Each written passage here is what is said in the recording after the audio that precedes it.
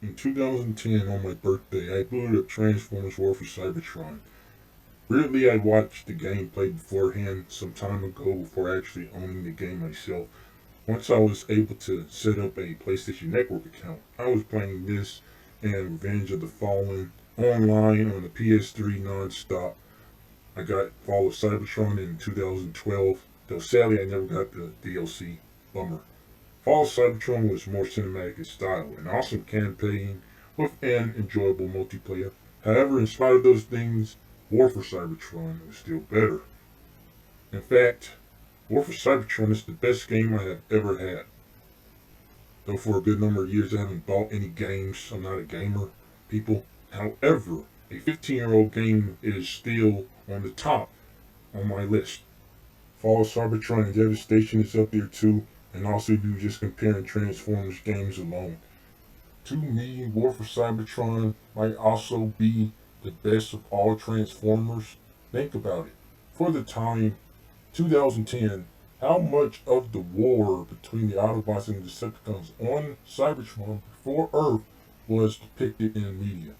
I know you have the comics, War Within, etc., but how much was there of that kind of stuff? This was a great idea for fans to explore.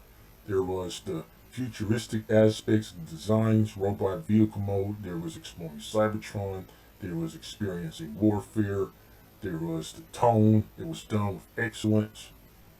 Some people was really thinking that Transformers 1 was going to be done like the Cybertron games.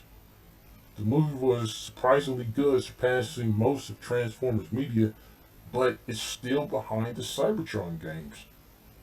Fall of Cybertron was more of a struggle for survival, and War for Cybertron is what it really is, war. It's just insane how well the timeline of conflict was really done. It's so good. It's really done that good. In my opinion, the first two chapters of the Autobot campaign, where Optimus was defending Icon, and then in the second chapter when he broke into Kaon to free Zeta Prime, were the best chapters. You are in the heat of war in chapter 6, defending Icon, capital of the Autobots. Then in chapter 7, you go behind enemy lines to break out your leader. So many odds are stacked against you. In my opinion, I think the Prison Break chapter might be the best chapter of the game. The Kaon atmosphere is captured so well.